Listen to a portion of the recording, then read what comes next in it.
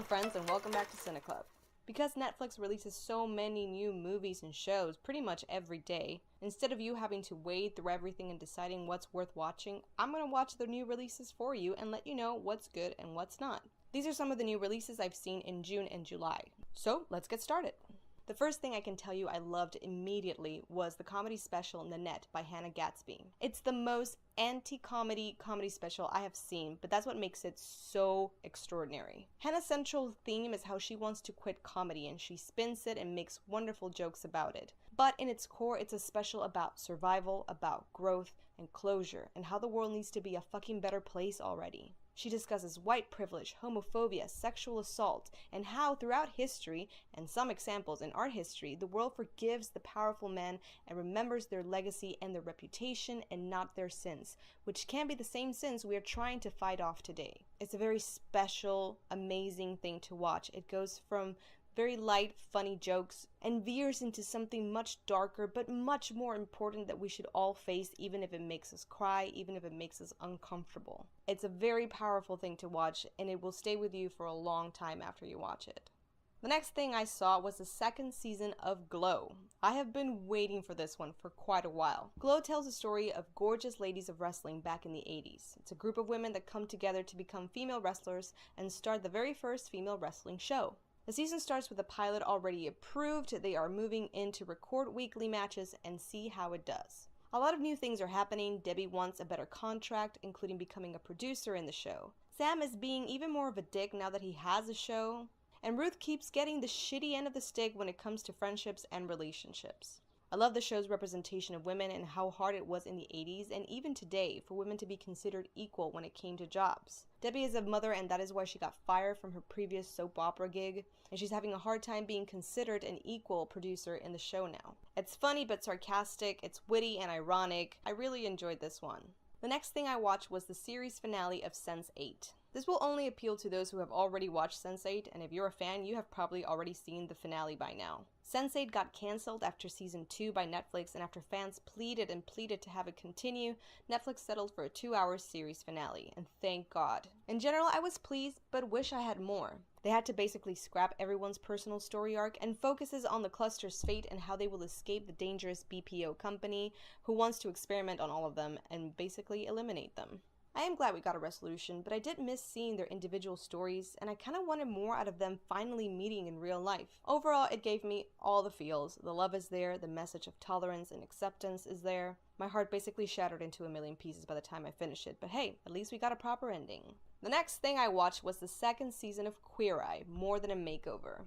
I will never have enough words to command how much you need to watch Queer Eye. I don't care if you're not a makeover show kind of person, this series, very much like it says, it's so much more than that. Season 2 is out, and while the first season focused more on the Fab Five making over mostly straight guys, they completely branch out in Season 2. The first episode focuses on making over Tammy, a wonderful woman from gay Georgia, very involved in her church, and they tackle how the church views gay people and how that mentality has affected the members of the Fab Five in the past.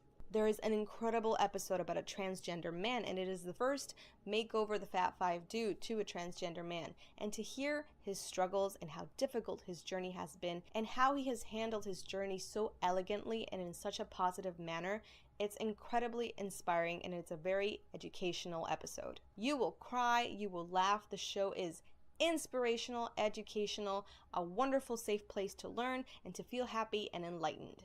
The next new original show from Netflix I saw was Cooking on High. This was unexpected. Cooking on High is the first marijuana cooking competition show. Every episode is about 15 minutes long and 2 chefs battle it out to make a themed dish that includes weed in some shape or form. The judges are all frequent consumers and will decide who made the better dish.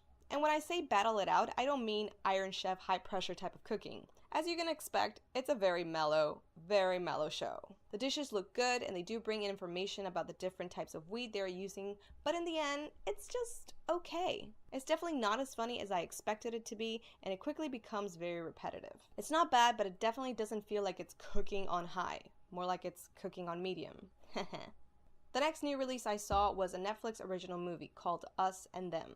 It is a Chinese film about two strangers who meet on a train on their way home for the holidays. It's about a relationship that evolves throughout the years as they wish to escape a small town life, make it big in Hong Kong, and pursue their dreams. The movie is sweet and tender, showing you how depression can affect your relationships and how we can lose sight of what's important. The movie really got me in a few places. It has a universal theme about family, letting go, and how people stay with you and affect your decisions even when they're no longer a part of your life. I really enjoyed this one and I hope you give it a try.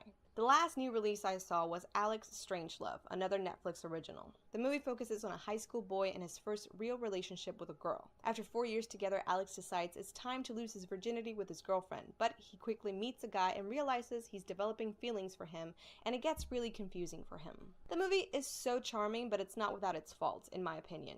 It kind of feels like they drag out a lot the whole, let's lose our virginity and plan the hell out of it, but it ends up being a big turning point way later in the movie. So in the meantime, there's a lot of questioning from Alex about what his true feelings are. I like that it explores the fact that Alex might be bisexual and what that means this day and age, but the humor isn't always great and some lines are definitely not as clever as they think they are. The secondary characters are pretty one-dimensional and they don't bring much to the table. And I also wish there had been a lot more scenes with Elliot because you can definitely feel the chemistry and he is just the best thing about the whole movie. Overall, not a perfect movie, but enjoyable and sweet. And honestly, anything that teaches teenagers or anybody that it's okay to be gay or bisexual and that they are not alone in discovering this, it's definitely okay in my book. There you go, you guys. Just some new releases from Netflix and what I thought about them. Let me know if you have seen any of these original shows or movies in the comment section down below. Or if you want, you can also find me on Instagram, Facebook, and Twitter if you look for Cineclub channel, and you can also let me know there. Don't forget to subscribe to my channel if you like videos about Netflix recommendations or anything else related to movies. Click on that red button for weekly videos. In the meantime, thank you so much for watching. I hope you enjoy some of these Netflix originals, and I will see you on our next movie date. Bye!